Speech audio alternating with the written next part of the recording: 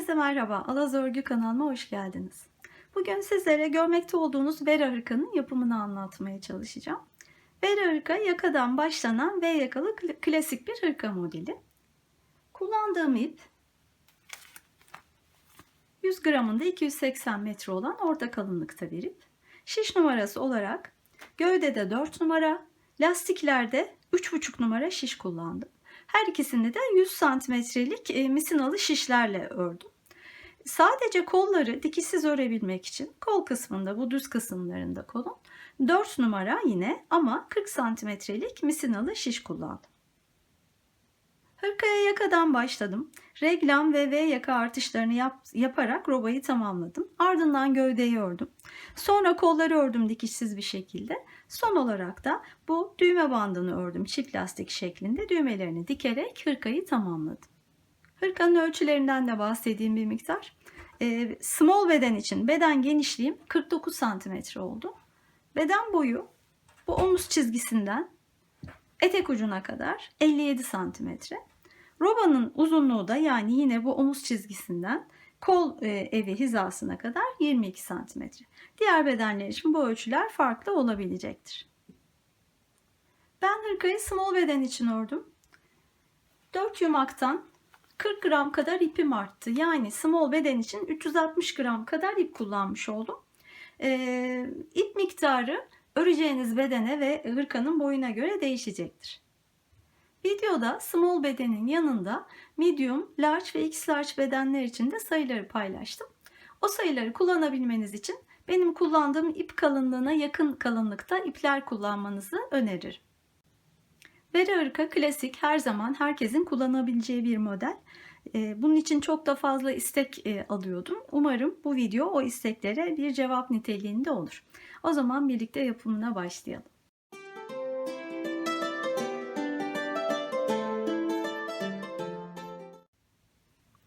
Evet, hırkanın yapımına başlarken öncelikle videonun nasıl ilerleyeceğini kısaca özetlemek istiyorum. Şimdi ben tasarımımı 4 farklı beden için yaptım. Small, medium, large ve x large bedenler. Videoda örgümü small bedene göre öreceğim. Ama siz dilerseniz bu paylaşacağım sayılarla diğer 3 bedende de örgünüzü örebiliyor olacaksınız. Şimdi başlarken dikkat etmemiz gereken en önemli nokta ilmek yoğunluğumuz. Bunu daha önceki videolarımda defalarca izah ettim. Kullanacağınız iple bir deneme örgüsü örmeniz gerekiyor. Bu deneme örgüsünün en az 10 cm 10 cm boyutunda olması lazım. O örgü parçası üzerinde 10 cm'de kaç tane ilmek var ve 10 cm'de kaç sıra var, bu değerleri saymanız gerekiyor. Biz bu 10 santimetreye ait değerlerden 10'a bölerek o değerleri 1 santimetredeki ilmek sayısı ve 1 santimetredeki sıra sayısını buluyoruz. Ve tasarımımızda tamamen bu değerleri kullanarak devam ediyoruz. Dolayısıyla sizin kullanacağınız ip ile elde edeceğiniz bu 1 santimetre değerlerinin benim burada verdiğim değerlerle aynı veya çok yakın olması lazım ki buradaki değerler sizin işinize yarasın. Aksi takdirde farklı boyutlarda örgüler elde edebilirsiniz. Şimdi ben kullanacağım ipi daha önce defalarca kullandım ve daha önce birçok kez deneme örgüsü ördüm bu iple. O nedenle bu defa tekrar örmüyorum. Ama siz ilk defa kullanacağınız bir iple örecekseniz mutlaka bu çalışmayı yapmanızı tavsiye ederim. Şimdi benim bulduğum değer 10 santimetrede 22 ilmekti. Dolayısıyla buradan 1 santimetreye ait değeri 2,2 ilmek olarak buldum. Yine 10 santimetredeki sıra sayım 30 sıraydı. Buradan da 1 santimetreye karşılık gelen sıra sayısını 3 sıra olarak buldum. Dediğim gibi bu değerlere yakın değerler elde etmeye çalışın ki buradaki sayılar sizin için doğru bir şekilde işlesin. Şimdi başlangıç ilmek sayısıyla başlayacağız. Ben small beden öreceğim dediğim gibi. Başlangıç ilmek sayılarımız small için 70, medium için 72, large için 74, x large için 78 ilmek olacak. Ben 70 ilmekle başlayacağım. Şiş numaramı da söyleyeyim. İpimin kalınlığına uygun olarak 4 numara şişle öreceğim. Lastiklerde de 3,5 numara kullanacağım. Şimdi ipimin başlangıç ucunu alıp 70 tane ilmek alarak örgüme başlıyorum. Yeterince ipi ayıracağım şu şekilde. Dilediğiniz yöntemle ilmek alabilirsiniz. 70 tane ilmek alıyorum.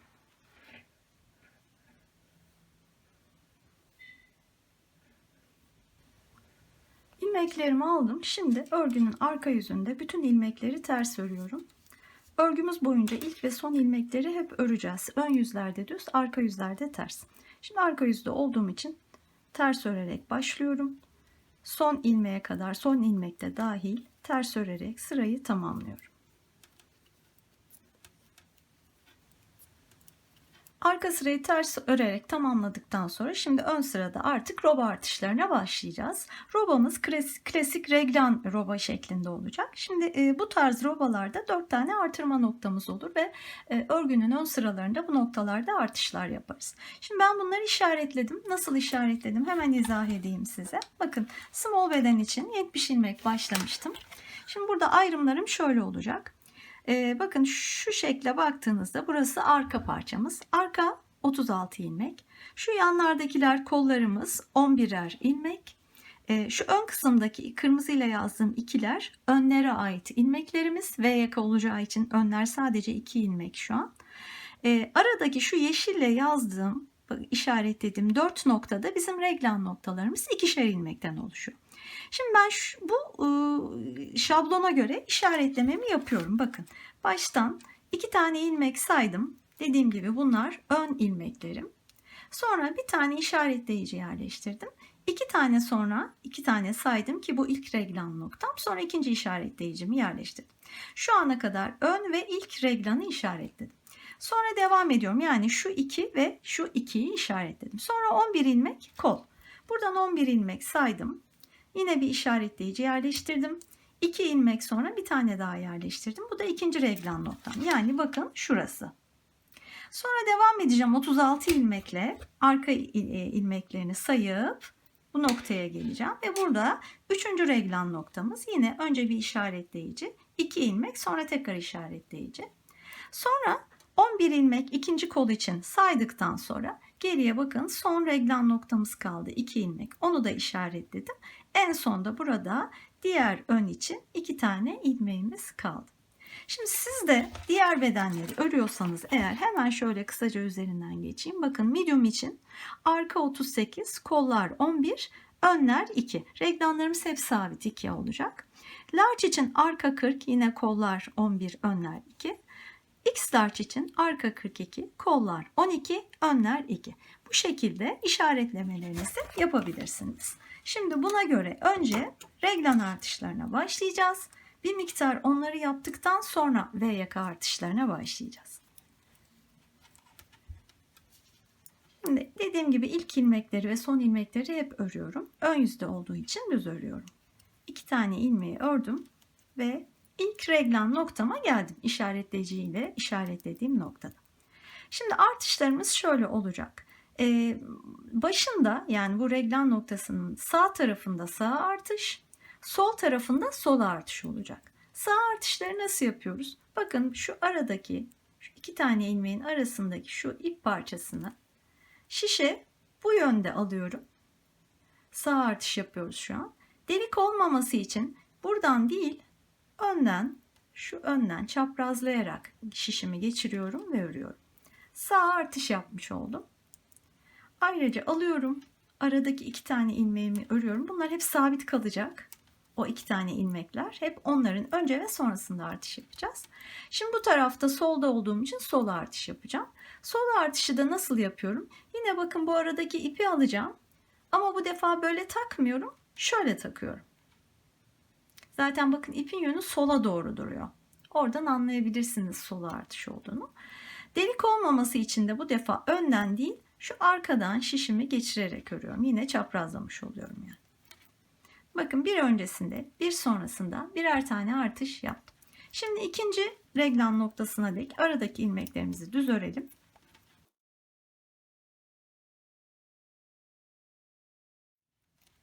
Evet, o noktaya geldim. Aynı işlemi yapacağım bakın. Aradaki ipi bu tarafa alıyorum bu şekilde. Sağ artış yapacağım çünkü sağ taraftayım. İpin şöyle önünden batıyorum delik olmaması için. Sonra işaretleyicileri geçirip bakın bu şekilde aradaki ilmekleri örüyorum 2 tane. Bunu da geçiriyorum. Şimdi sol artış yapacağım. Bu defa şöyle alıyorum. Ve arkasından ipin şöyle arkasından şişimi geçirerek örüyorum. Sol artış yapıyorum. İkinci noktadaki artışlarımı da yaptım. Üçüncü noktaya kadar örelim.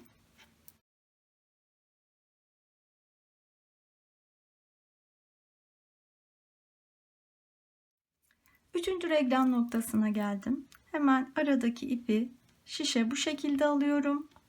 Önden batarak örüyorum. Ayrıca alıyorum. Aradaki 2 ilmeği örüyorum. Tekrar ayrıca alıyorum. Şimdi bu tarafta sola artış yapacağım. Aradaki ipi bu şekilde şişe alıyorum ve ipe arkasından şöyle şişimi arkasından geçirerek örüyorum. Şimdi dördüncü noktaya gelelim. Evet, oradayız. Yine önce sağa artış yapıyorum. Artık öğrendik sanıyorum. Aradaki 2 ilmeği örüyorum. Sonra sola artış yapıyorum.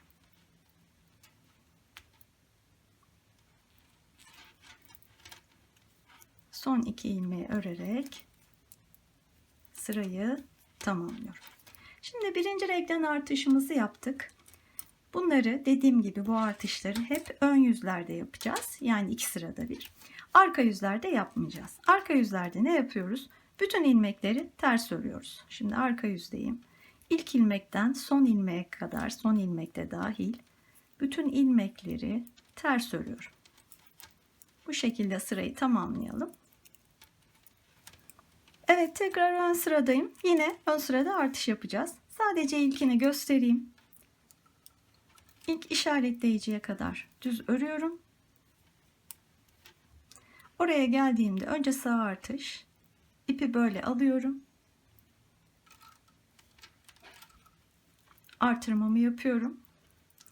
Reglen ilmeklerimi örüyorum. 2 tane. Dediğim gibi bunlar hep sabit olacak. Sonra sol tarafta sol artırma. Yine aradaki ipi, bakın şu ipi bu şekilde alıyorum ve şişimi arkadan geçirerek, arkadan şöyle geçirerek artırmamı yapıyorum. Şimdi bundan sonrasında ne yapacağım? İkinci noktaya geleceğim, aynı artırma. Üçüncü noktada aynı artırma, dördüncü noktada aynı artırma yapıp sırayı tamamlayacağım.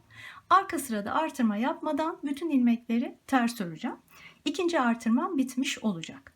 Şimdi bu şekilde 6 kere önce sadece reglen artışı yapacağız. Ondan sonra V yaka artışlarına başlayacağız. Şimdi başlangıçta bu ön için ilmek sayımız 2 idi. Şu an ikinci artırmayı yaptığımda bakın 4'e çıktı. Yani 2 tane artmış oldu. Şimdi 6 tane artırma yaptığımda buradaki ilmek sayım 8'e çıkmış olacak. Oradan da anlayabilirsiniz. Bu 6 artışı tamamlayalım ön yüzlerde. Arka yüzlerde artırmıyoruz. Bir kez daha vurgulamak istiyorum. Bu ön için ilmek sayım 8'e çıksın. Ondan sonra hep birlikte V yaka artışlarına başlayacağız. Evet, 6 reglen artışını tamamladım. Şimdi reglen artışlarında bakın her reglen noktasında bir öncesinde bir sonrasında 2 tane ilmek artırıyoruz. Yani 2, 4, 6, 8 tane bir artırma sırasında 8 tane ilmek artıyor. Şimdi ben 6 kere yaptım. 48 tane ilmeğim arttı. 70 ilmekte başlamıştım. Şu an 118 ilmekteyim. Siz de buradaki başlangıç sayınıza göre 48 ilmek artmış olmalısınız. Ona göre ilmeklerinizi doğrularsanız iyi olur. Bu arada bu artışlarımız bütün bedenler için aynı 6 kere yapılmış olacak şu ana kadar. Şimdi bu sıradan itibaren bakın şöyle görünüyor. Reglen noktalarını da göstereyim size. 4 noktada da bu şekilde artışlarımız artık belli olmaya başladı. Şimdi bu noktadan itibaren artık V yaka artışlarına başlayacağız. Bunun için dilerseniz işinizi kolaylaştırması için her iki yönden 2 ilmek sonrasına farklı renkte bir ayraç takabilirsiniz. Artışlarımızı orada yapacağız çünkü. Şimdi ön sıradayım. Bu sırada hem reglen artışlarını yapacağım. Reglen artışları hep devam edecek ön sıralarda. Hem de V yaka artışlarını yapacağım. Ama V yaka artışlarını en baştan söyleyeyim. 2 ön sırada bir. Yani şimdi bu ön sırada yapacağım V yaka artışını. Ters sırayı öreceğim. Bir sonraki ön sırada sadece reglen yapacağım. V yapmayacağım. Yani bunu toplamda 4 sırada bir olmuş oluyor. Reglen artışları 2 sırada bir oluyor bu durumda. V yaka artışları 4 sırada bir olmuş oluyor. Şimdi bunu aklımızda tutalım ve nasıl yapacağımıza bakalım. Kenardan 2 tane ilmeği örüyorum önce. Bakın bu işaretlediğim noktaya geldim. Hep 2 ilmekten sonra yapacağım ve yaka artışlarını. Şimdi bu tarafta örgünün burası sol tarafı. Sol tarafta sola yani içeriye doğru bakacak artırma yönüm. Sağ tarafta sağ yani yine içeriye doğru bakacak. Şimdi burada sola artırma yapacağım. Sol artırmayı nasıl yapıyorduk? İpi şişe bu şekilde takıyorduk. Zaten bunu reglanda öğrendik. Arkadan şişimi geçirerek örüyorum. Bir tane yaka artışını yaptım. Şimdi devam edeceğim. Reglan noktasına geleceğim. Onu biliyoruz zaten artık. Ne yapıyorum? Önce sağa artırma. Sağ tarafında çünkü. Sağa artırma. Sonra reglan ilmeklerini örüyorum.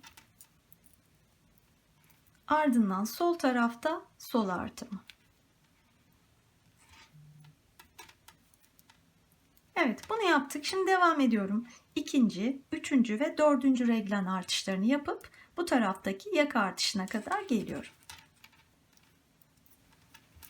Son reglan artışlarını yaptım. Şimdi işaretlediğim yaka artışı için işaretlediğim noktaya geldim. Bakın 2 ilmek var. Yaka artışlarını hep kenardan 2 ilmek kala yapacağız. Şimdi burada hırkanın sağ tarafı olduğu için sağ artırma yapacağım. Bunun için aradaki ipi şişe şöyle alıyorum ve ilmeğe önden batarak örüyorum. Bakın bu kenardaki ilmek sayım 2'den 3'e çıktı. Şimdi ben bu şekilde yapmayı tercih ettim. Buradaki ilmek sayısı bu ayraçtan kenara kadar olan ilmek sayısını sayarak ve yaka artışlarını takip etmeyi planlıyorum. Ama siz eğer bu 2 ilmeği hani gözden kaçırırım gibi bir endişeniz olursa hep 2 ilmeği tutup bu tarafından artış yaparsanız yaka artışının noktasını kaçırmayın. Yani bir sonraki artışlarda yaka artışlarını hep 2 ilmekten sonra yapacağım. Her iki tarafta da öyle olacak. Bakın şu an 3'e çıktı ilmek sayı. Şimdi arka sırada bütün ilmekleri ters örüyorum. Bir sonraki sırada tekrar bakacağız birlikte. Arka sırayı ters ördükten sonra şimdi tekrar ön sıradayım. Bu ön sırada yaka artışını yapmayacağım. Sadece reglan artışlarını yapacağım. Ve yaka artışlarımız 4 sırada bir olacak. Bir kez daha vurgulamış olayım. Bakın yapmadım. Buradaki ilmek sayım 3'te kaldı. Devam ediyorum. Reglan artışını yapacağım. Onu göstermeyeyim, biliyoruz zaten. 4 tane reglan artışını yapacağım. Sonda da yine yapmayacağım. Buradaki ilmek sayım 3'te kalacak. Ön sırayı tamamlayacağım. Sonra arka sırayı da öreceğim. Bir sonraki sırada bir kez daha birlikte yaka artışını da yapacağız. Evet, tekrar ön yüzdeyim. Şimdi bu sırada hem V yaka artışını hem reglan artışını yapacağız. Bunu bir kez daha göstermek istiyorum. Kenardan 2 ilmeği örüyorum. Artışlarımız, yaka artışlarımız hep 3. ilmek olarak yapılacak. Yani şimdi burada şöyle sol artış yapmam lazım. Bu şekilde alıyorum ve artışımı yapıyorum. Sonra devam ediyorum. Bakın 4'e çıktı ilmeklerim. Yani en başta 2 taneydi. 2 tane V yaka artışı yapmış olduk. Bunu takip edebiliyorum burada. Sonra devam ediyorum. Reglan artışı yapacağım. Onu göstermeyeceğim. 4 noktada da yapıp tekrar buradaki yaka artışına birlikte bakalım. Evet, sıra sonuna doğru geliyorum. Artırmaları yaptıktan sonra. Şimdi burada yaka artırmasını yapacağım. Yine son 2 ilmeğe geliyorum. Bakın yapacağım artış kenardan 3. ilmek olacak. Buna dikkat edelim lütfen. Şimdi bu tarafta artış yönümüz sağa doğru olacak. Bu şekilde alıyorum ilmeği ve önden batarak örüyorum. Bu tarafta da bakın bu sarı ayraçtan sonraki ilmek sayım 4'e çıktı. Bu bana 2 defa yaka artırması yaptığımı söylüyor. Şimdi bu 4 sıralık tekrarın ilk sırasını ördüm. Hem yaka hem reglan artışı yaptım. Şimdi ikinci sırasında arka sırada bütün ilmekleri ters öreceğim. Üçüncü sıra ön yüzde sadece reglan noktalarında artış yapacağım. Yaka artışı yapmayacağım. Dördüncü sırada arka yüzde tekrar ters öreceğim. Ve bu 4 sıralık tekrarı tamamlayacağım. Sonra tekrar başa döneceğim. Yani bir sonraki sırada yine hem yaka hem reglen artışı yapmış olacağım. Şimdi bundan sonraki reglan kısmında, daha doğrusu roba kısmında örgümüz bu 4 sıranın hep tekrar şeklinde devam edecek. Nereye kadar? Hemen şöyle tasarımımıza tekrar bakalım. Toplam bakın reglan artırma sayısı ve V yaka artırma sayısı diye ben ifade ettim kaç tane artırma yapmamız gerektiğini bedenlere göre. Şimdi reglan artırma sayıları bedenlere göre 32, 34, 36 ve 38 kere. Bunlara ilk başta bu yaka artırmasına başlamadan yaptığımız 6 tane reglan artışı da dahil. Yani onları hariç tutarsak mesela 32'den 6'yı çıkartırsam 26 taneyi V yaka ile birlikte yapmış oluyorum. Ona dikkat edin. V yaka artırma sayılarımda yine small bedenden başlayarak 13, 14, 15 ve 16 kere. Şimdi dediğim gibi az önce ifade ettim. Bu sarı ayraçtan sonraki ilmekleri ve yaka artışlarını kaç kere yaptığımı belirlemek için kullanabilirim. En başta 2 tane vardı. Ben small beden örüyorum. 13 kere V yaka artışı yapacağım. 2 tane de başta vardı, yani 15 olacak. Toplam bu sarı ayraçtan kenara kadar olan ilmek sayım 15 olduğunda benim artışlarım bitmiş olacak. Aynı noktaya ayarladım ben. Yani reglen artışları bittiğinde ve yaka artışları da bitecek. Son bu 4 sırayı tamamlayacağız. Yani ön yüzde ilk ön yüzde daha doğrusu hem yaka ve hem reglen artışını yapacağız. Sonraki ön yüzde sadece reglen artışını yapacağız ve 15 olduğunda benim için dediğim gibi o şekilde tamamlamış olacağım. Burada anlaşıldı sanıyorum. Başka bir detay yok. Bu artışlarımızı yaparak devam edelim. O noktada sonra tekrar görüşeceğiz. Evet, robayı örmeye devam ettim. Şöyle bakın. Oldukça büyük bir örgü oldu. Şöyle göstereyim. Benim için robayı tamamlamış oldum. Şimdi önce ölçüsünü vereyim. Şu reglan derinliğini ölçeceğim. Kenardan itibaren. Ölçtüğümde yaklaşık bakın 24, hatta belki 24,5 diyebilirim. Bir uzunluğu var. Reglan uzunluğu. Şöyle roba boyunu da ölçeyim.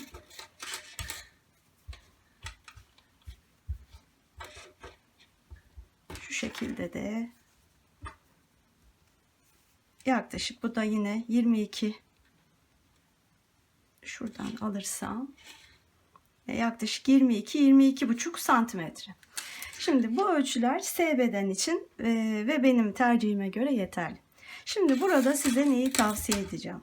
Bakın ben şöyle ilmeklerin yarısını ikinci bir şişe aldım. Bakın şu kısmı buradan şu arka ortaya kadar ikinci bir şişe aldım. Bu tarafta başka bir şişte. Bu şekilde hem böyle bütününü görebiliyorum hem de prova edebiliyorum. Şimdi bu aşamada prova etmeniz önemli.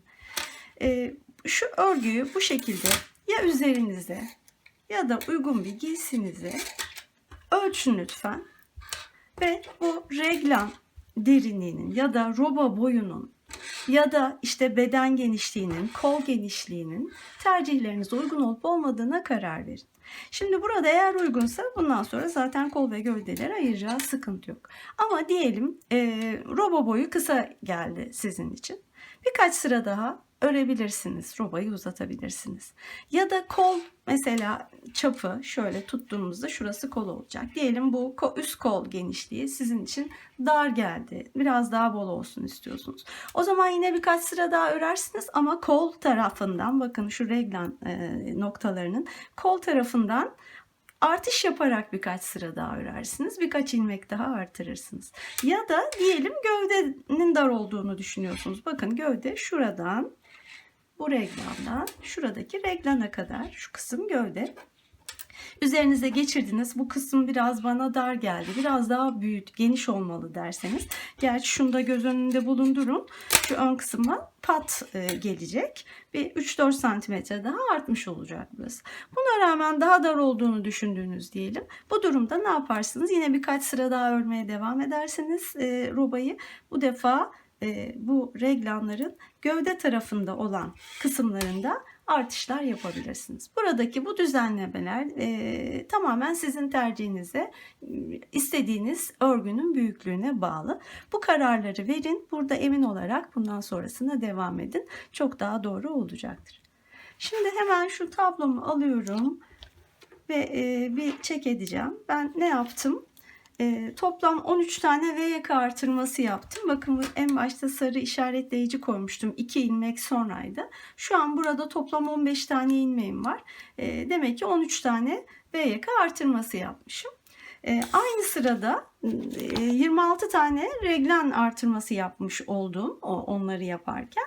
Daha önceden de 6 tane yapmıştım reglen artırması. Toplam şu an için ben 32 tane reglen artırması, 13 tane V yaka artırması yapmış oldum. Bunun sonunda ilmek sayılarımı paylaşmak istiyorum. Bakın ön ilmek sayım, yani şişin başından şu ilk ayraca kadar olan ilmek sayım 47 ilmek. Small beden için, diğer bedenlerde 50, 53, 56. Kol ilmek sayım, yani şurada bakın şu ayraçlar arasındaki ilmek sayım 75 benim. Diğer bedenler için de görüyorsunuz. Arka ilmek sayım 100. Diğer bedenler için de yine burada olduğu gibi. Şimdi buradan biz birazdan göreceksiniz, ayrımları yaptığımızda gövde sayılarına ulaşacağız. Bunun için kolları ayıracağız. 2 kola ait ilmek sayılarını. 2 ön artı arka ilmekleri gövdenin ilmeklerini oluşturacak. Şimdi artık ayrıma hazırız. İlmeklerimizi ayırmaya geçelim. Evet, sıranın başındayım. Kola ait şu ilk reglen ayracına kadar örüyorum önce.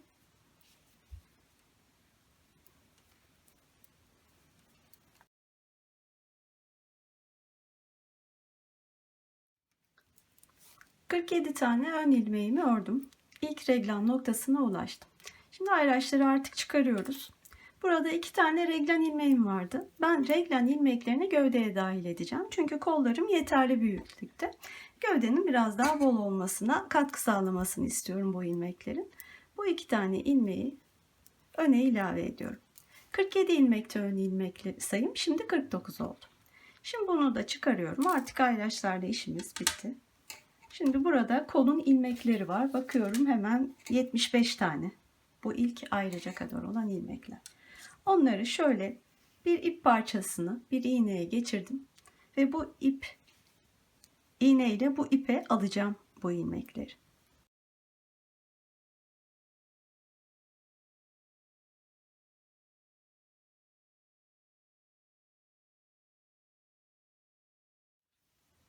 Evet, bakın ayraca kadar geldim. Bunu da çıkarıyorum.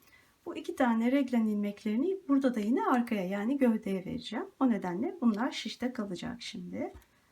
Şöyle ipi bağlıyorum.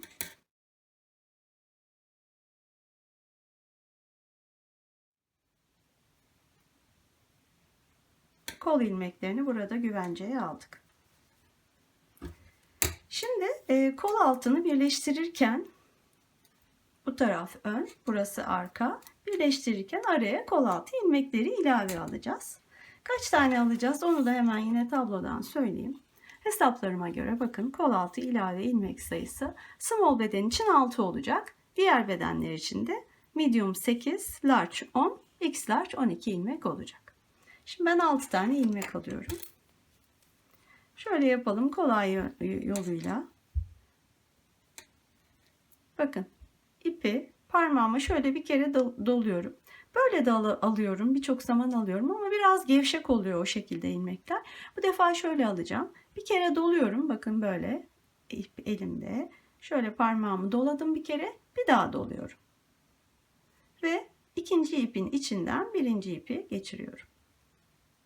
sıkı tutuyorum. 1 oldu. 2 oldu. 6 tane alıyorum.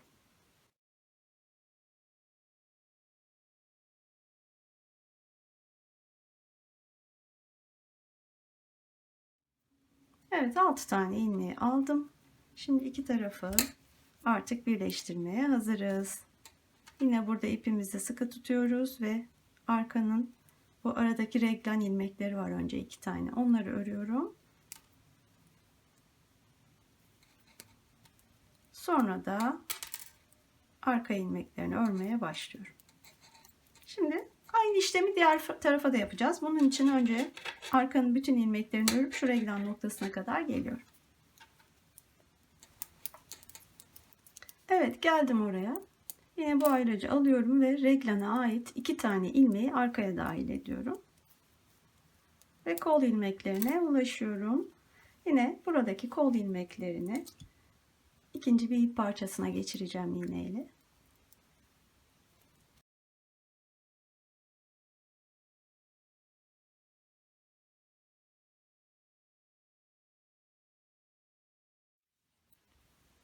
Evet. Bu 2 tane reglen ilmeği yine öne dahil olacak. Onları almadım. İpimi yine bağlıyorum. İkinci kol ilmeklerimiz de ipe geçirilmiş oldu. Şimdi yine arayı birleştirelim.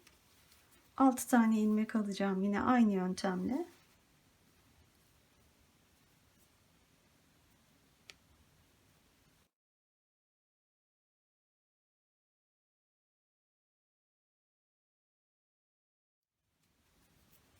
Şimdi 2 tane önce reglen ilmeklerini örüyorum.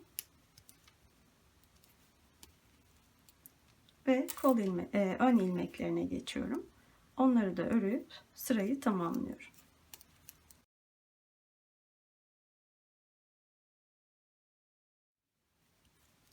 Evet. Şöyle bakalım. Kol ilmeklerini ayırdık. Gövde ilmeklerimiz artık şişte oluştu. Sayılarına da bakacağız şimdi. Bundan sonra gövdeyi örmeye devam edeceğiz. Dediğim gibi önce sayılarına bir bakalım. Benim için, yani small beden için ön ilmeklerini aldım 47'şer ilmek. Arka ilmeğini aldım 100 ilmek. Aralarda 2, 4, 6, 8 tane reglen ilmeklerini aldım. Bir de kol altına ilave her iki tarafta 6 6 toplam 12 ilmeği aldığımda benim için final gövde ilmek sayısı 214 ilmek oldu. Diğer bedenlerde de bakın şurada gördüğünüz şekilde olacak bu hesaba göre. Şimdi gövdeyi örmeye devam edeceğim. Artık hiçbir detay yok. İşin en kolay kısmı açıkçası. Ön sırada bütün ilmekler düz, arka sırada bütün ilmekler ters olacak şekilde gövdeyi aşağıya doğru bel lastiğine kadar hangi uzunlukta istiyorsak öreceğiz. Bütün ilmekleri örüyoruz. Kenar ilmekleri de dahil. Bu hep böyle devam edecek. Şöyle en azından şu noktaya kadar gelip bir kol altı ilmeklerini göstermek istiyorum.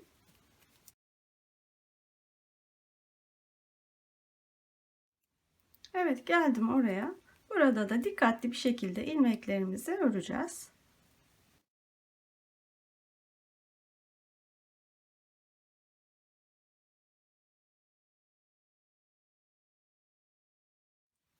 Sonra da devam edeceğiz gövde ilmeklerine. Evet, bu şekilde gövdeyi örmeye devam edelim. Etek lastiğinde tekrar görüşeceğiz. Evet, hırkanın gövdesini örmeye devam ettim. Bakın şöyle bel hizasına kadar geldim. Ne kadar ördüğümü şöyle hemen ölçerek göstereyim size. Kol altından itibaren buradan itibaren ölçüyorum. Bakın 30 santimetre oldu. Hatta 30,5 santimetre kadar var. Şimdi ben buradaki tavsiyemi şöyle paylaşayım sizinle. Bel lastiğine kadar olan gövde uzunluğu lastik hariç ben small beden ördüğüm için 30 santimetre ördüm şu an. Diğer bedenlerde de bakın bunları tavsiyem olarak paylaştım bu uzunlukları. Ama elbette ki beden uzunluğu kişiden kişiye göre değişen bir özellik. Siz kendi vücudunuza göre, boyunuza göre ya da tercihinize göre bu uzunluğu belirleyebilirsiniz. Toplam olmasını istediğiniz boydan 5 santimetre eksik olacak kadar örün bedeni, sonrasında da 5 santimetre lastik öreceğiz şimdi. Lastiğe başlarken şişin numaramı değiştireceğim ve 3,5 numaralı şişe geçeceğim. Gövdeyi 4 örmüştüm hatırlarsanız. Şimdi 3,5 numaralı yine misinalı bir şiş de öreceğim ben. Düz şiş de olabilir tercihinize göre. Alıyorum ve kenardan örmeye başlayacağım. Şimdi lastiğimiz bir düz bir ters lastik olacak. Düzle başlayıp düzle bitmesi için tek sayıda ilmeğe ihtiyacım var. Hatırlarsanız gövde ilmek sayılarımız hep çift sayıydı. O nedenle bir tane ilmek artıracağım tek sayı yapabilmek için herhangi bir arada. Şimdi kenardan 3,5 numaralı şişimle başlıyorum. İlk ilmeği düz alıyorum, kenar ilmeğini. Sonra yine düzle başlayacağım. Bir düz, bir ters. Bir düz, bir ters. Şimdi dediğim gibi tek ilmeğe çevirebilmek için bir tane ilmek artıracağım. Burada artırayım mesela. Bunu örüyorum bir kere. Sonra ipi öne alıp bir de bakın arkası aynı ilmeğe arkasından batarak bir de ters örüyorum. Farklı şekilde de artırabilirsiniz. Bu şekilde artırmış oldum. Önemli olan gizli artırma olsun. Bir tane ilmek artırdım. 214'lü ilmek sayım 215'e çıktı. Tek sayı oldu ve istediğim sonuca ulaşmış oldum. Bu şekilde örmeye devam edeceğim. Bir düz, bir ters. Sıra sonuna kadar böyle öreceğim. Sıra sonunda yine başlangıçta olduğu gibi 2 tane düz olacak ve o şekilde tamamlayacağım. Arkada da yine düzleri düz, tersleri ters şeklinde öreceğim bütün ilmekleri göründüğü gibi. Bu şekilde 5 santim olana kadar lastiği örmeye devam edeceğim. Bu kısmı örüp tekrar görüşelim.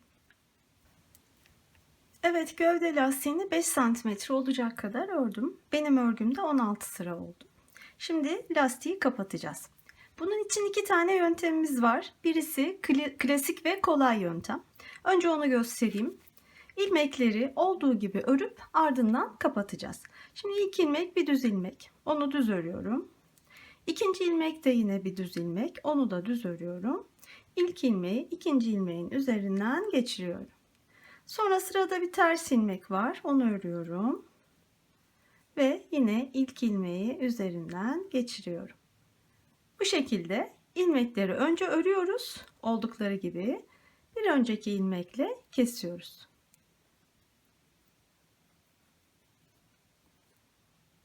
Bu şekilde bütün ilmekler bitene kadar kapatıyorum ve gövde lastiğimiz bitmiş oluyor. Şimdi dediğim gibi bu kolay yöntem. Bir de daha esnek duran iğne ile kapattığımız bir yöntem var. Ben o yöntemi uygulayacağım. Şimdi onu göstereceğim size. Evet, ikinci yönteme bakalım. Şimdi burada ilmekleri kapatmaya başlamadan önce 2 tane hazırlık sırası öreceğiz. Onları göstereceğim önce. Ön yüzdeyim. Şimdi ilk ilmeği bir ters ilmek gibi bakın şöyle ipi öndeyken örmeden sol şişten sağ şişe alıyorum. Şimdi sırada bir düz ilmeğim var. Onu ipi arkaya alıp örüyorum. Bu yöntemde düzleri öreceğim. Ters ilmekleri örmeden alacağım. Sırada yine bakın bir ters ilmeğim var. İpi öne alıyorum. Ters ilmeği örmeden alıyorum. Sonra ipi arkaya geçiriyorum. Düz ilmekte sıra. Onu örüyorum. Yine sırada bir ters ilmek var. İpi öne alıyorum. Tersi örmeden alıyorum. İpi arkaya geçiriyorum. Düzü örüyorum. Sıra sonuna dek böyle devam edeceğim. Bakın ters için ipi öne alıyorum. Örmeden alıyorum ters ilmeği. Sonra düz için ipi arkaya alıyorum. Düz ilmeği örerek alıyorum. Sıra sonuna dek buna devam edelim. Sıra sonuna gidiyorum. Bakın tersi örmedim. Düzü ördüm. Son kenar ilmeğini yine ters gibi örmeden aldım. Şimdi çeviriyorum. Bir sıra daha öreceğiz bu şekilde. Yani tersleri örmeyeceğiz, düzleri öreceğiz. Şimdi ilk ilmeğim bir düz ilmek oldu. Öbür tarafta ters gibi örmeden aldığım için. Onu örerek başladım. Şimdi sırada bir ters ilmek var. Onu örmüyorum. Düzü örüyorum.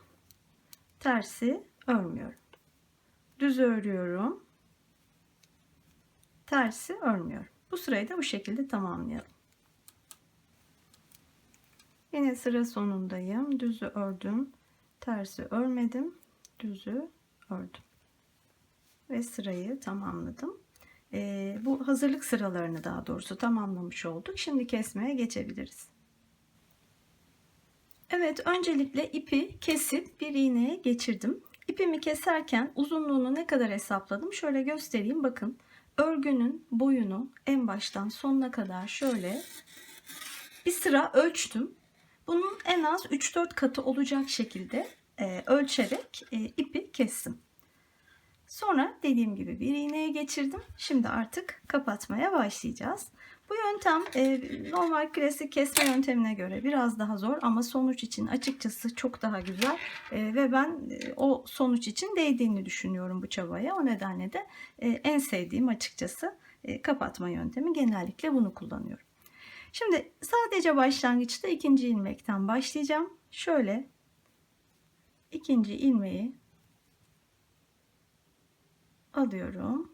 İğnemi bu yönde geçiriyorum. Bir daha yapayım. Bu yönde geçiriyorum. Ve ipi çekiyorum. Şimdi bundan sonraki hareketlerimiz birbirinin tekrar şeklinde devam edecek. Şimdi önce bir ters ilmek var. Birinci ve üçüncü ilmeklerim ters. Arada bir düz ilmeğim var. Şimdi ters ilmeklerle, yani birinci ve üçüncü ilmek arasında bir hareketim var. Onu gösteriyorum. İlk ilmek ters ilmek. Onu bakın ters örer gibi. Örerken ters ilmekte şişi nasıl geçiririz? Böyle. Aynen öyle iğneyi de bu şekilde geçiriyorum ve şişten düşürüyorum. İlk ters ilmeği bu şekilde aldıktan sonra ikinci düz ilmeği atlayıp bir sonraki ters ilmeğe geliyorum. Onun için de bakın hareketimiz şöyle. Arkadan şişi geçiriyorum. Bunun içinden tekrar arkaya geçiriyorum. Eğer ilk etapta bunu yapmak zor gelirse şöyle yapabilirsiniz. İğneyi buradan alın öne, arkadan öne, sonra bunun içinden de arkaya geçin. Ve ipinizi çekin. Bu ters ilmeklerle ilgili işlemimiz. Şimdi ikinci hareketimiz düz ilmeklerle ilgili olan. Onu göstereceğim. Şimdi artık ters ilmeği düşürdüğümüz için en başta düz ilmeğimiz var. Ondan başlıyorum. O düz ilmeği düz örer gibi geçiriyorum iğnemi. Bakın önden arkaya doğru. Sonra aradaki tersi dikkate almıyorum. Bir sonraki düze geliyorum. Onu da önden bu şekilde alıyorum. Bu da düz ilmeklerdeki hareketimiz. Bu iki hareketin tekrar şeklinde sona kadar devam edeceğiz.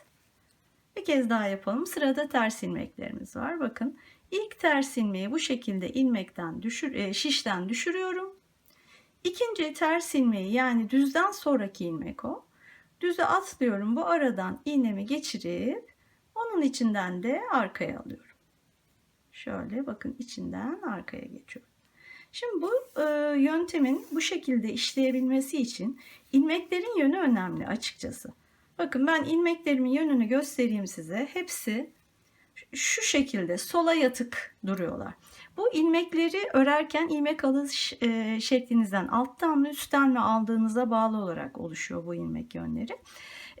Bu şekilde olması lazım ilmeklerinizin.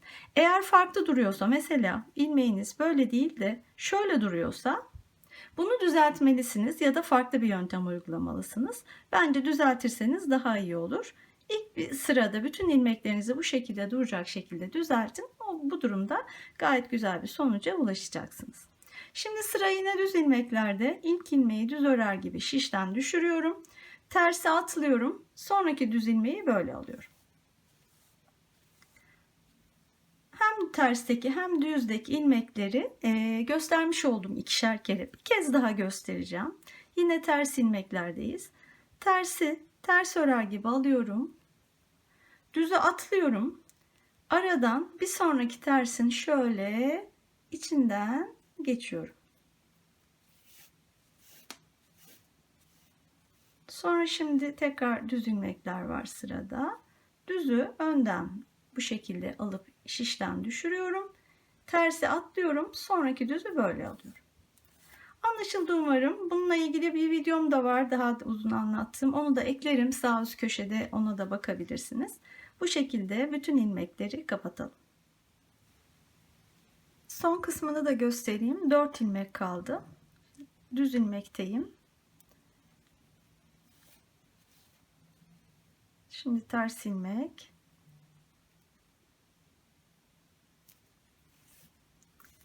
Son 2 ilmekte de şöyle yapıyorum. Düzü düz gibi, tersi de ters gibi alıyorum ve bitiriyorum. Şöyle göstereyim, bakın. Ne kadar hoş, esnek ve tok duran güzel bir, bakın şöyle hazır örgü trikolardaki gibi kapama şekli olmuş oldu. Şimdi bu kalan ipi arka tarafta bir miktar yürütüp sağlamlaştıralım ve keselim. Böylece gövdeyi bitirmiş olduk. Şöyle bakalım. Bundan sonra kollara geçeceğiz. Şimdi kolları öreceğiz. En sonda ön kenar bantlarını yapacağız. Evet, kollara başlayabiliriz artık. Öncelikle ben kolun bir tanesini ördüm. Şöyle göstereyim size, bakın. Kesmelerle düzgün ve eşit aralıklı düzenli kesmelerle devam ettim. Bileğe kadar geldim. Bilekte de lastiğini örerek kolu tamamladım. Şimdi ikinci kolu aynı şekilde nasıl yaptığımı size anlatacağım. Öncelikle kol için ayırdığımız ilmekleri 4 numara 40 santim misinalı şişe geçirdim. Şimdi gövdeyi zaten 4 örmüştük. Numaramız 4 olacak, onu biliyoruz. Misina boyu da 40 santimetre. Kol için en azından ilmek sayısı çokken ideal oluyor. Bir noktadan sonra ilmek sayıları azaldıkça zorlayabilir ama başlangıçta kolay olması için bu aşamada 40 santim misinalı şiş kullanmanızı öneririm. Şimdi 75 tane ilmeğim vardı kol için ayırdığım. Onları şişe aldım. Kol altından ipimi bağlayarak başlayacağım. Kol altında ben 6 tane small beden için 6 tane ilmek almıştım. Siz kendi bedeninize göre kaç tane aldıysanız ona göre orta noktasını bulun. Oradan başlayın. Şimdi ben 6 tane aldım. Orta noktası 3 tane ayıracağım yani. 1, 2, 3 kenardan saydım. Şurası 3. 1, 2, 3. Bu 3 tane sol taraf. Sol taraftan başlıyorum. İpimi buradan bağlayıp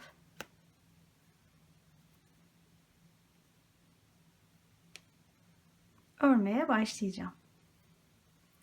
Şimdi birinci ilmeğe ilk ilmekten, daha doğrusu birinci ilmeğimi çıkardım. Şimdi ikinci ilmekten ikinci ilmeğimi çıkarıyorum. Ve son ilmeği, yani üçüncü ilmeğimi de şuradan alıyorum. Şimdi toplamda 3 tane 6 ilmeğin 3 tanesini aldım.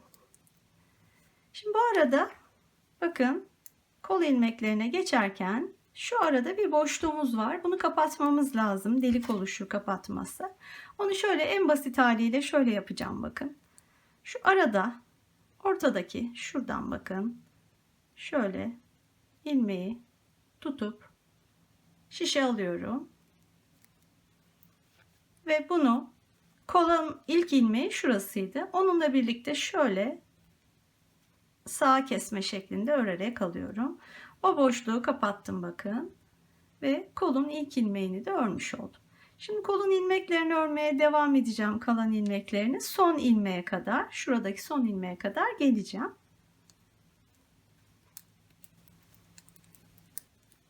Evet, son ilmeğe geldim. Onu şu an için örmüyorum. Şöyle önce sağ şişe alıyorum. Şimdi burada yine bu boşluğu kapatmak için aynı işlemi yapacağız. Şöyle buradan, boşluktan, şuradan bir tane şöyle ilmek alıyorum. Şişe geçiriyorum. Kendi ilmeğimi de örmeden bıraktığım son ilmeği de geçiriyorum. Bu defa sola kesme yapacağım. O nedenle ilmeklerin yönünü çevirdim. İkisini birlikte örerek alıyorum. Şimdi bu kol altındaki kalan 3 ilmeğimizi de alalım. 1,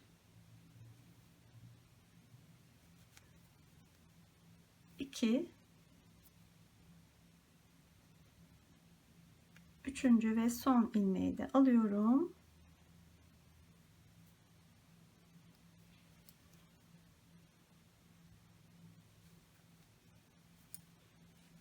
Ve buraya sıra başlangıcımı bulabilmem için bir tane işaretleyici yerleştiriyorum.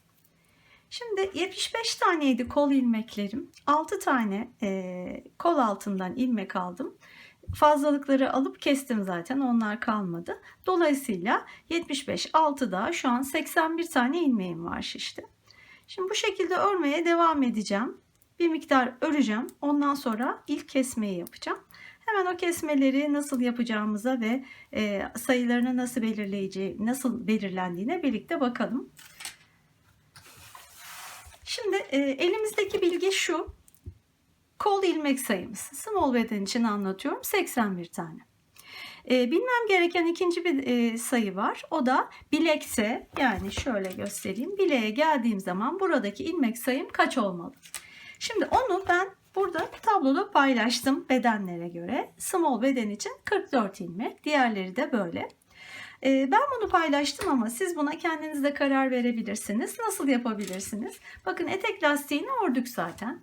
Etek lastiğini şöyle kıvırın. Belinizde ne kadar, bileğinizde ne kadar bir genişlik olmasını istiyorsanız kıvırıp şöyle belirleyin ve buradaki ilmek sayısını sayın. Buradan bileğe ait ilmek sayısını bulursunuz, tercih ettiğiniz sayıyı. Dilerseniz onu da kullanabilirsiniz. Ben standart olarak yaklaşık bakın şu sayıları belirledim. Small beden için 44 ilmeğe düşmek istiyorum bilekte. Şu an için ilmek sayım 81. 44'e inmek için toplamda 37 tane ilmek kesmem gerekiyor. 37 ilmek kesmek demek, bakın şöyle göstereyim. Her kesmede şu işaretleyicilerle işaretlediğim noktalar kesmelerim. Her kesmede bu orta noktanın, yani işaretlediğimiz şu başlangıç noktasının her iki tarafında birer tane kesme yapıyoruz. Bakın şurada sağ ve solda olmak üzere birer tane kesmelerim var. Dolayısıyla bu 37 ilmeği ben 18 kere de kesersem toplam 36 ilmek kesmiş olurum. Bir tane de lastiğe geldiğinde keserim. Amacıma ulaşırım. İstediğim değere inmiş olurum. Yani 18 tane kesme yapacağım. Kesme sayısını buldum. Aralıklarını nasıl bulmalıyım? Şimdi kol boyuna bakacağız orada da. Ben yine kol boylarını verdim bakın bedenlere göre. Ama siz kendi kol ölçünüze göre burada değişiklikler yapabilirsiniz. Benim durumum için 44 cm bütün kol boyu, yani kol altından itibaren buradan başlayıp bileğe kadar olan ölçü 44 cm. Bunun 5 santimetresi bakın lastik. Onu düşüyorum. 39 santimetre kalıyor kesme yapacağım alan. Kaç kesme yapacağım? 18. 39'u 18'e bölersem yaklaşık 2 santimetrelik aralıklarla kesme yapmam gerekiyor. O 2 santimetrede kaç sıraya denk gelir? Bizim ölçümüz neydi? 1 santimetre 3 sıraydı. O zaman 2 santimetre 6 sıra yapar. Bu hesaplamayı small beden için açıkladım. Ben diğer bedenler için de yaptım, paylaştım burada.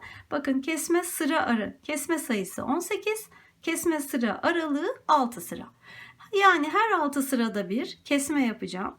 Bunu 18 kere yapacağım. Bu durumda bilekte istediğim ilmek değerine düşmüş olacağım. Diğer bedenler için de kesme sayıları ve kesme sıra aralığı bu şekilde. Şimdi 6 sırada bir kesme yapacağım sonucunu buldum. Bu ne demek? Şu noktadan itibaren 5 sıra öreceğim, 5 tur öreceğim. 6. sırada kesme yapacağım. Her kesmeyi bu şekilde yapacağız. Yani 5 sıra örüp 6. sırada kesme yapacağız. Sonra tekrar 5 sıra örüp 6. sırada kesme yapacağız. Bu şekilde kesmelerimizi gerçekleştireceğiz. Şimdi ilk sırayı örüyorum. Ben bu aradaki kısmı 5 sıraya tamamlayayım. 6. sırada kesmeyi birlikte yapalım. Evet, 5 sırayı tamamladım. 6. sırada kesmeleri yapalım şimdi. Başlangıç noktasındayım. Bir tane ilmek örüyorum. Sırada gelen 2 ilmeği keserek alıyorum. Kesmeler hep bu merkeze doğru bakacak. Dolayısıyla şimdi sol taraftayız. Sağa doğru kesme yapacağım. O nedenle bakın bu 2 ilmeği şöyle önden şişimi ikisine birden geçirip örerek alıyorum. Bir tane burada kesmemi yaptım. Şimdi sıraya devam edeceğim. Son 3 ilmeğe kadar öreceğim.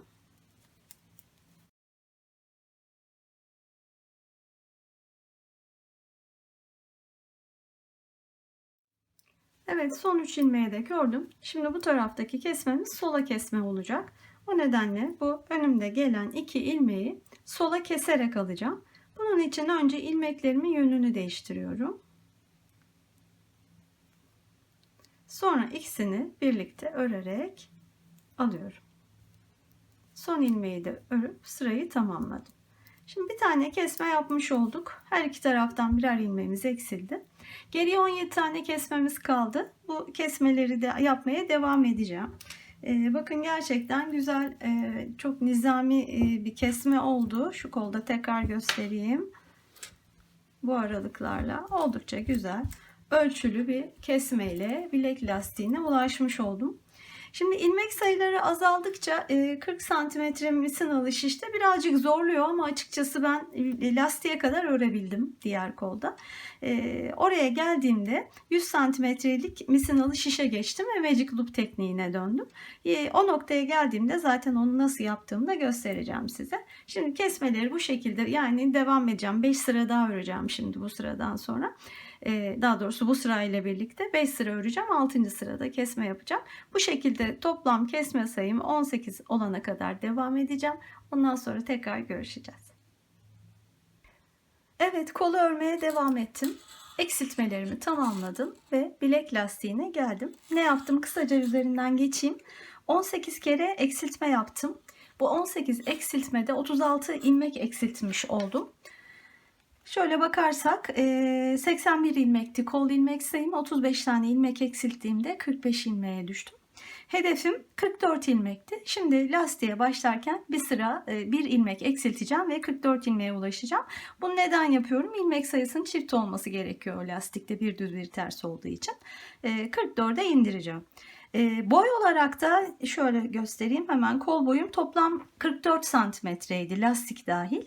Lastiği henüz örmedim. 5 santim lastik öreceğim. O nedenle şu an kol boyum 39 santim. Son kesme bakın burada bitti. 39 olmamıştık son kesme ile birlikte. Birkaç sıra daha örerek 39 santimetreye tamamladım kol boyumu. Şimdi artık lastiğe başlamaya hazırım. Şu ana dek 40 santimetre misinalı şişle ördüm. Son kısımda biraz zorladı ama örebildim. Şimdi lastikle birlikte hem 3,5 numara hem de 100 santim misinalı şişe geçeceğim ve Magic Loop dediğimiz teknikle öreceğim. Şimdi bakalım birlikte nasıl yapacağız bu söylediklerimi. Şöyle başlangıç noktasına geliyorum önce. Bu ayrıca ihtiyacım olmayacak artık. O nedenle şimdilik çıkartıyorum.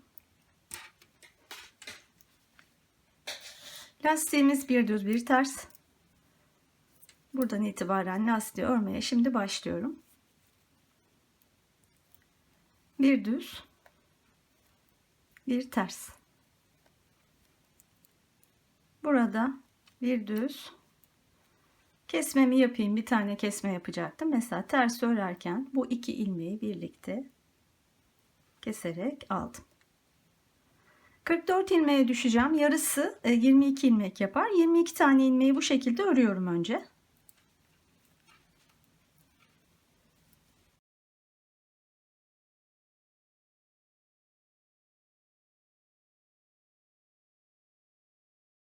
Evet, ilk 22 ilmeği ördüm. Şimdi şöyle yapıyorum. Bakın bu ördüğüm 100 santimetre misinası olan şişim. Bunu böyle çekiyorum. Diğer yarısını öreceğim ilmeklerin. Şöyle çeviriyorum örgümü.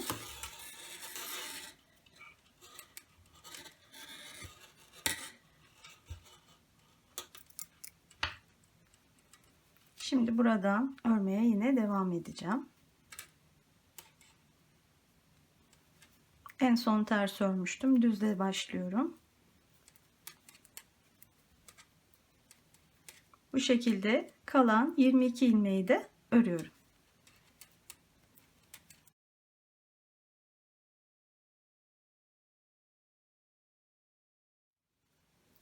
Evet, ilmeklerin hepsini yeni şişe aktarmış oldum. Şimdi bu örgümü tekrar bakın böyle çeviriyorum. İlmekleri yarısı şişin bir ucunda, diğer yarısı diğer ucunda. Şöyle her iki tarafı da şişin ucuna doğru alayım. Şimdi bakın örgümüz bu şekle geldi. Şimdi döne döne öreceğiz. Yani önce ön şişteki ilmekleri öreceğiz. Sonra arka şişteki ilmekleri. Bir sıra göstereyim. Bir tur daha doğrusu göstereyim. Ayracı çıkardım çünkü artık ikiye böldüğümüz için ilmekleri sıranın başlangıç noktası belli burası. Şimdi şöyle yapıyorum bakın. Arkadaki şişi dışarıya doğru çekiyorum. Bu şekilde. Ve buradan örmeye başlıyorum. Bu ilmekleri düz ters olmasına göre örüyorum.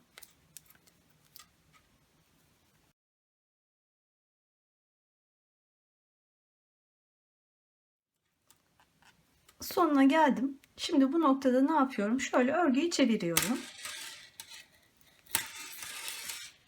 Ördüğüm taraf arkada kalıyor. Öreceğim taraf benden tarafta. Şimdi bu şişi böyle geriye doğru çekiyorum. Çünkü buradan devam edeceğim örmeye. Arkada örüp geldiğim ipin olduğu şişi de bakın dışarıya doğru çekiyorum ve şimdi de burayı örmeye hazırlanıyorum.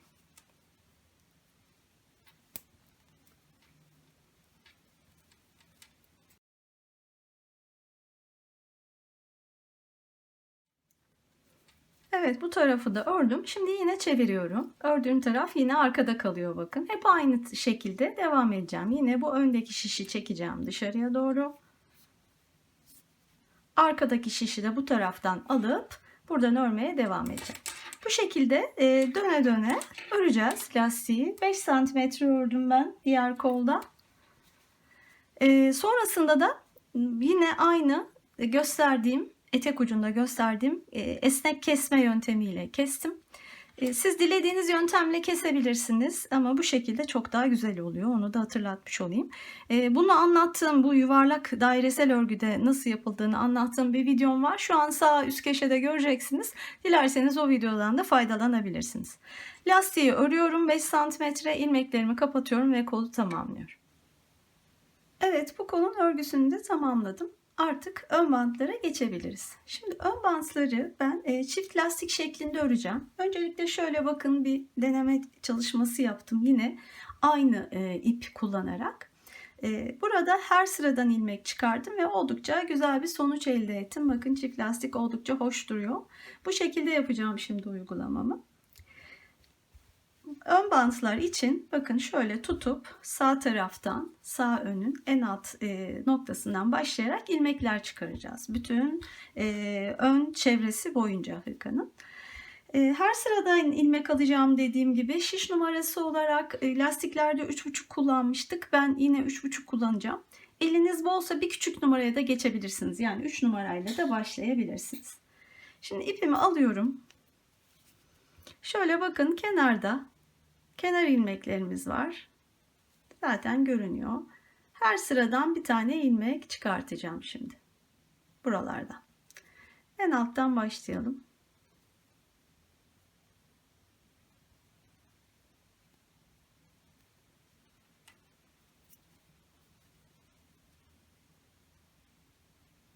En alt noktadan ipimi bağlayarak ilmek çıkarmaya başladım. Şimdi hemen ikinci ilmekten şöyle ipimi bir kere kilitleyeyim.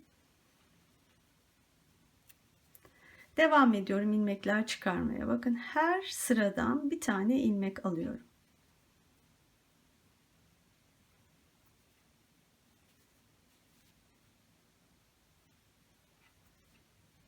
Çok net görünüyor zaten kenar ilmeklerinin boşlukları. Buralardan ilmekler çıkartıyorum.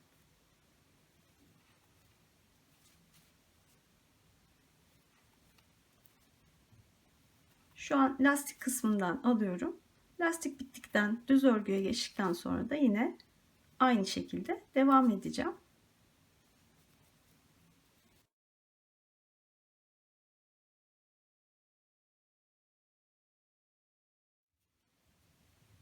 Bakın lastik bitti.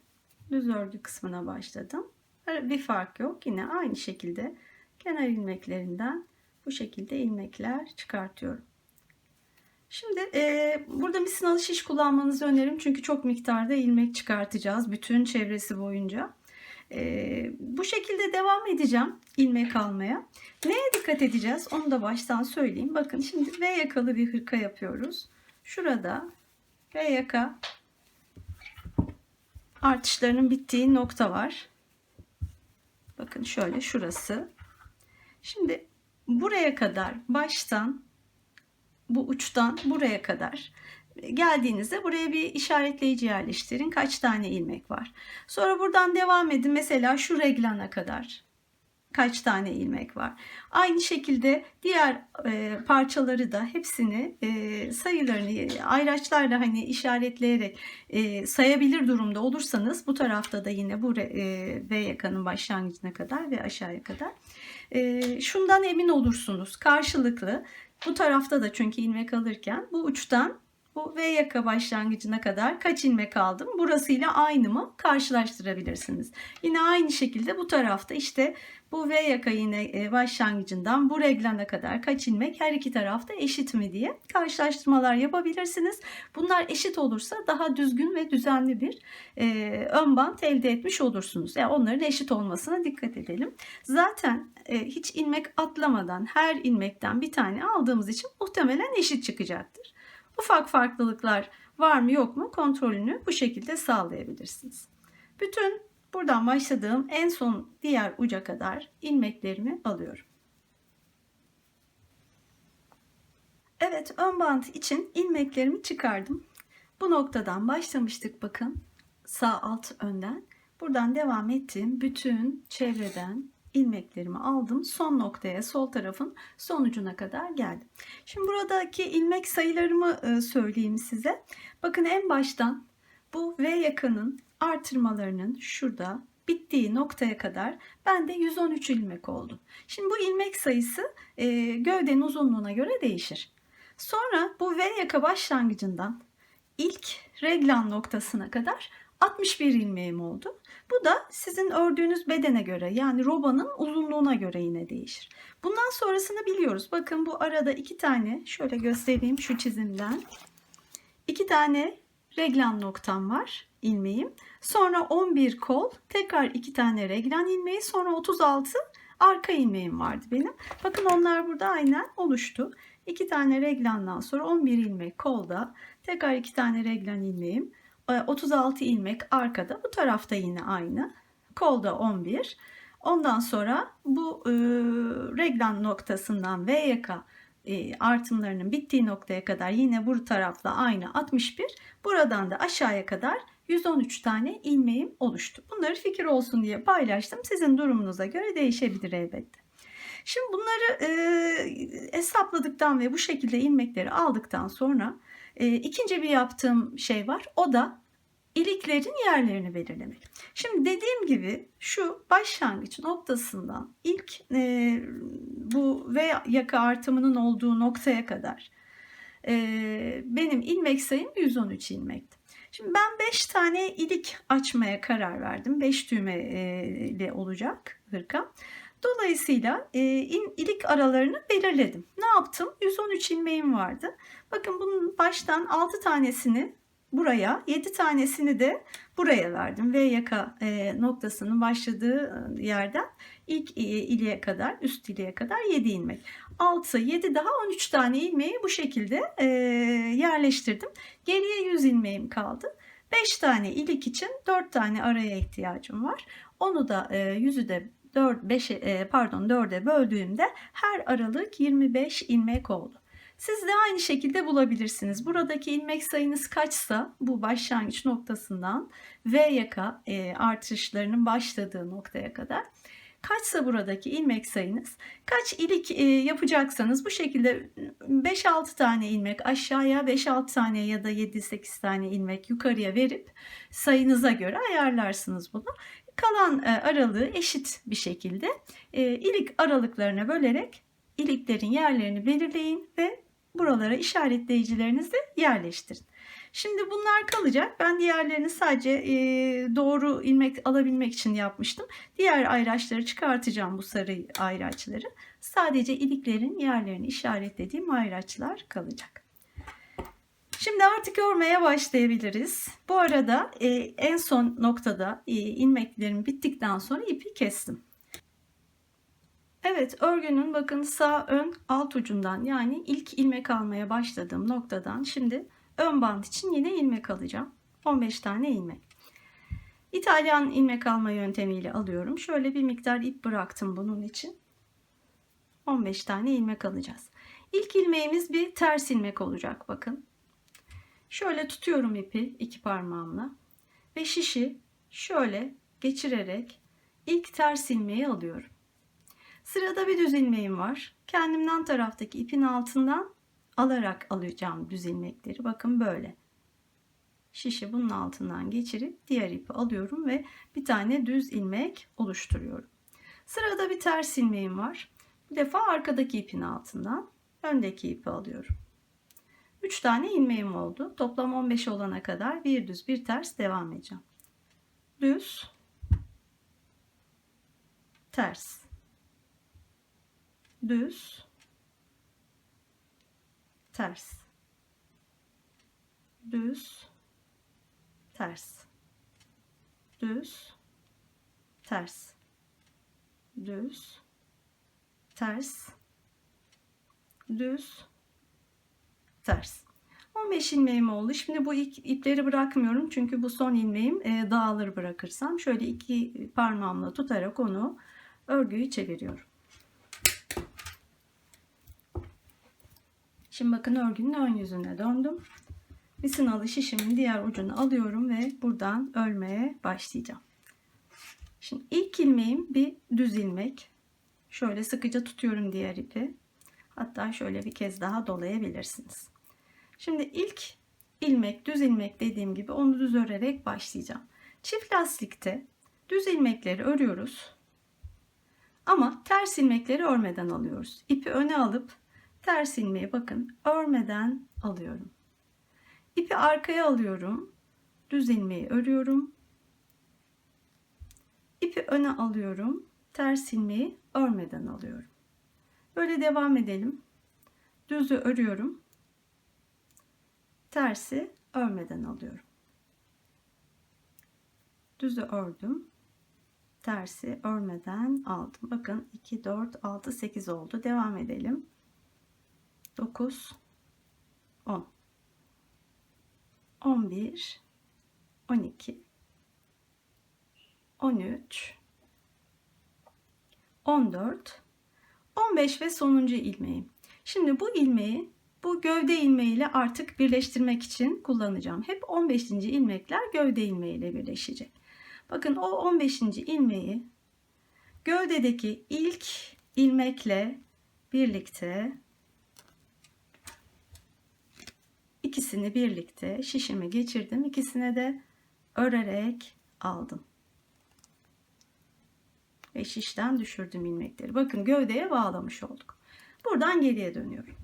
Hep bu 15 ilmeği ön ve arka yüz olarak örmeye devam edeceğiz.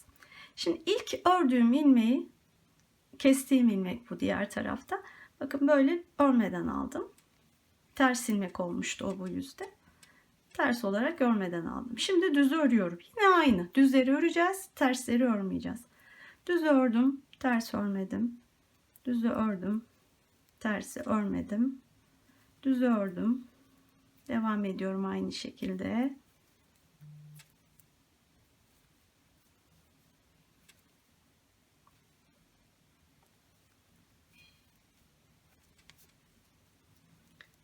En son düzü ördüm. Tersi örmeden aldım ve arka sırayı tamamladım. Şimdi çevirdim. Tekrar ön yüzdeyim. Aynı şeyi yapacağım yine. Bir kez daha göstereyim. İlk ilmeğim bir düz ilmek. Bakın onu örüyorum. Düz örüyorum. Sonra tersi örmeden alıyorum. Ama ip arkadayken ona dikkat edelim.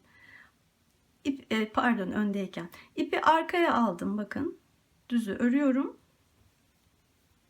İpi öne aldım. Tersi örmeden aldım. Bir daha düzü örüyorum ip arkadayken normal bir şekilde. Tersi ipi öne alıp örmeden alıyorum. Bu şekilde 15. ilmeğe gelelim.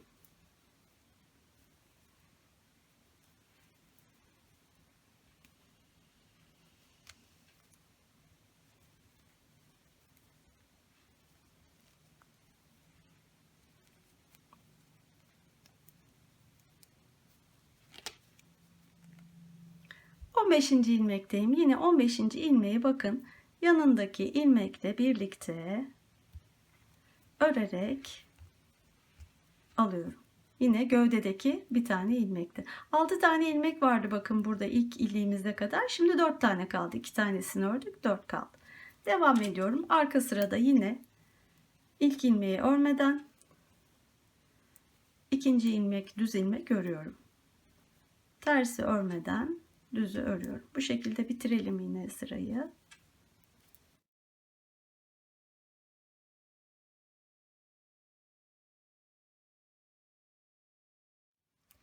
Son ilmeğe geldim. Tersi örmeden aldım. Çeviriyorum şimdi örgümü. Bu iki sıranın tekrarı şeklinde bu ön bandı örmeye devam edeceğim. Yine ilk ilmekten düz örerek başlayıp sonra tersleri örmeden devam ediyorum. Bu sırayı da son kez göstereyim.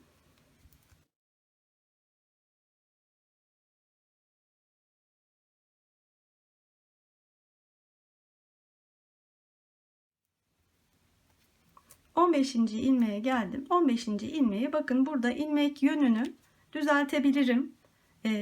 Ters eğer duruyorsa şöyle bakın bunu düzelttim. Gövdedeki ilmek yönünü de düzelterek bu şekilde keseceğim. Daha düzgün duracaktır. Gövdedeki ilmekle birleştirmiş oldum. Bu şekilde devam ederek bütün ilmekleri birleştirmeye devam edeceğiz. Ama iliklerimize geldikçe ilik açacağız. Şu an bakın 3 tane ilmek kaldı. Ben aynı işleme devam ederek ilik noktasına geleceğim. Burada iliği nasıl açtığımı göstereceğim. Evet, ilik noktasına geldim. Yani bakın bu ilk iliği işaretlediğim ayracın sağ tarafında sadece 15 tane bant ilmeklerim kaldı. Aradaki ilmekleri bitirmiş oldum bu şekilde. Şurada birleştirerek. Şimdi burada iliği nasıl açacağımıza birlikte bakalım. Toplam 15 tane ilmeğim vardı. Bakın ilk ilmeği düz ördüm. Sonra tersi örmedim. 2 oldu. 3, 4, 5, 6, 7. ilmek düz onu ördüm. Bu noktada iliğimi açacağım. Orta noktası olmuş oldu kenar bandımın. Ve çeviriyorum. Şimdi 7 ilmekten sonra devam etmedim. Geriye döndüm. Şimdi bir sıra ördüm burada. Bakın bu iliği iki tarafta öreceğiz. Sağ tarafından ilk sıramı ördüm. Şimdi ikinci sırayı örüyorum. Bu ilmeği örmeden aldım. Sonra düz ördüm. Devam edelim.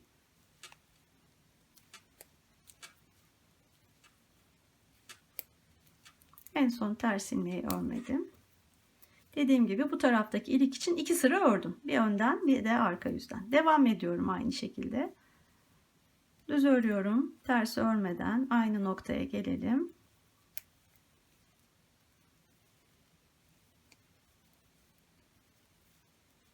Yedinci ilmeği ördüm. Bakın iliğin 3. sırasını ördüm. Yine geriye döndüm. Arka sırayı örelim.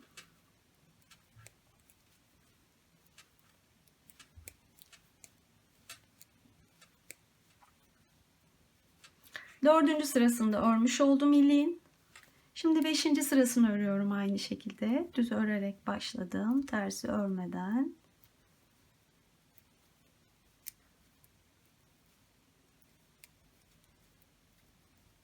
Yedinci ilmek bir düz ilmek, onu da ördüm. Şimdi toplamda 5 sıra ördüm bakın burada ilik için.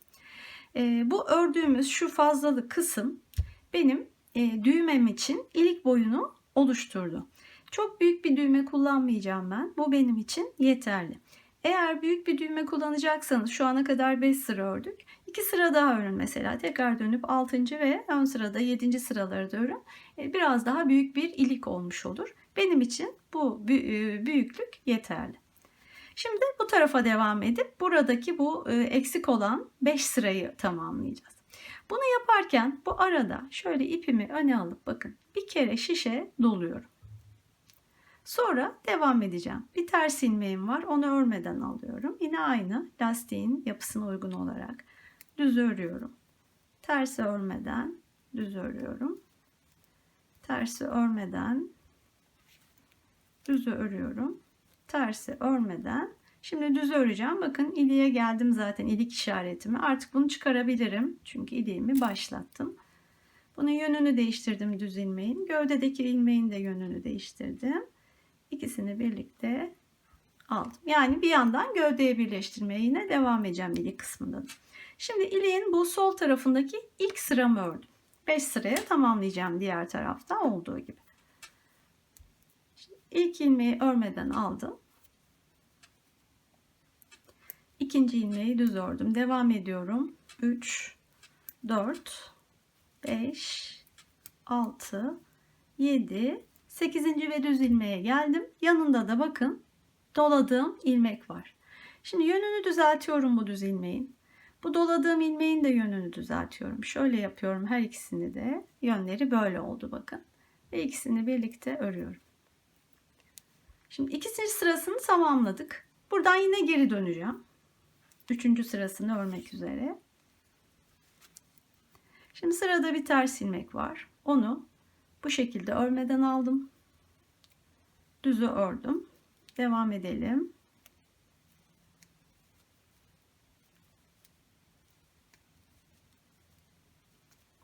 Son düz ilmeğe geldim. Yine onu gövdeyle birleştireceğim. Yönünü değiştirdim. Gövdedeki ilmeğin yönünü değiştirdim. İkisini sol şişime alıp birlikte ördüm. Şimdi üçüncü sırasını tamamladık. Geriye dönüyorum. Dördüncü sıra için. Yine ters ilmeği örmeden aldım. Devam edelim.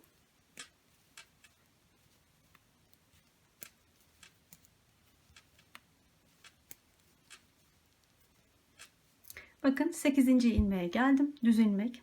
Onun yine yönünü çevirdim. Bu aradaki şu uzayan ipi şöyle şişime taktım.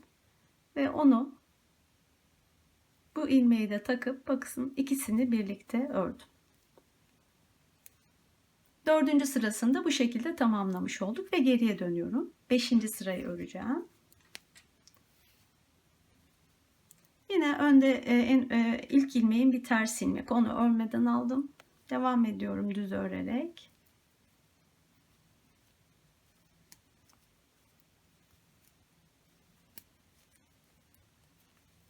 Son düz ilmeğe geldim. Onu yine gövdeyle birleştireceğim. Önce yönünü düzeltiyorum. Gövdedeki ilmeğin yönünü düzelttim. İkisini birlikte sol şişime aldım ve birlikte ördüm. 5. sırasını tamamladık bu tarafında. Şimdi iki tarafta eşitlendi. Fazladan her iki tarafta da 5'er sıra ördük.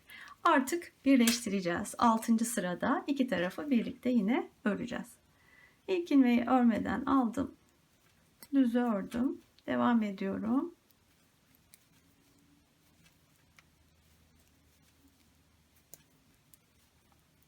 Sekizinci ilmeğe geldim. Onu yine yönünü düzelttim. Yine bu arayı düzgün görünmesi için bu ipi şişe alıp bu ikisini birlikte düz ördüm. Burada ipimi sıkıca tutuyorum. Sonra ters ilmeği örmeden alıyorum. Artık devam edeceğim bu tarafa. Düz örüyorum. Tersi örmeden. Bu şekilde devam edip sırayı tamamladım.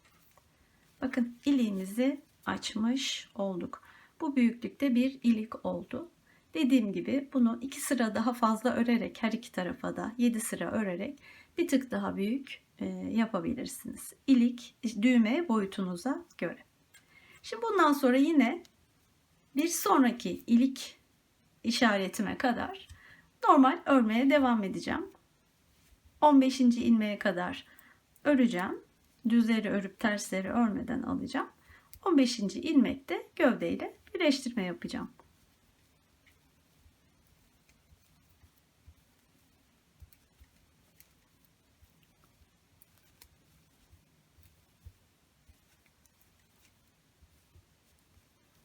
ilmeğe geldim. İlmeğimin yönünü düzelttim.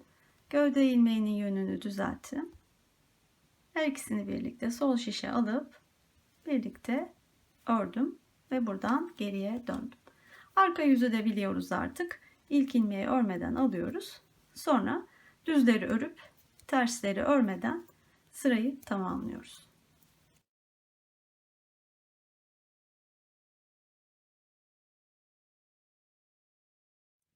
Evet, bakın iliğimiz oluştu. Aynı çalışmaya devam ediyoruz şimdi yukarıya doğru. Şöyle şu misina kısmını alıp göstereyim nasıl göründüğünü örgümüzü. Bakın kenar bandımız oluşmaya başladı. Gayet de güzel görünüyor bu çift lastik. Dediğim gibi bu şekilde bir sonraki iliğe kadar devam edeceğim. Burada ikinci iliğimi açacağım. Aynı şekilde 3, 4, 5. ilikleri açacağım. Ondan sonra artık ilik açmaksızın bu iki sıranın tekrar şeklinde bütün ön bandı öreceğim. Açıkçası bu uzun süren ve oldukça da ip ihtiyaç duyulan bir çalışma. Baştan söyleyeyim, oldukça uzun sürüyor. Çünkü çok fazla ilmek aldık çevre için. Ama sonuç açıkçası buna değer. Gerçekten hoş, güzel bir, bakın bunu da yine göstereyim. Güzel bir görüntüsü oluşuyor. Açıkçası ben seviyorum. O çabaya değdiğini düşünüyorum. Bundan sonra başka bir şeyimiz yok. Bütün son ilmeğe gelene kadar bu çalışmaya devam edelim. Sonra tekrar görüşelim. Evet, düğme bandını sonuna kadar ördüm bakın. Hatta düğmeleri de diktim. Şimdi şu an 15 artı kenarda bir tane ilmek, 16 ilmek kaldı. Şöyle tuttuğumda bakın hizalandığı için bu bitiş noktası, bu 16.'yi örmeyeceğim. Burada kapatacağım.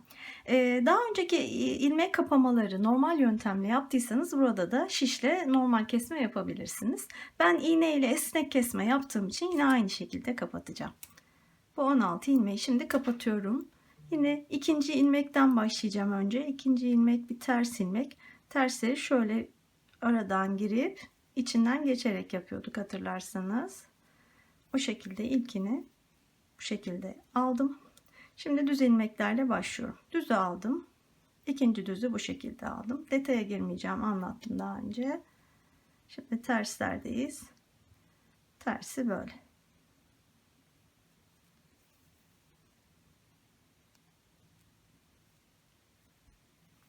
Bu şekilde ilmekleri kapatıyorum.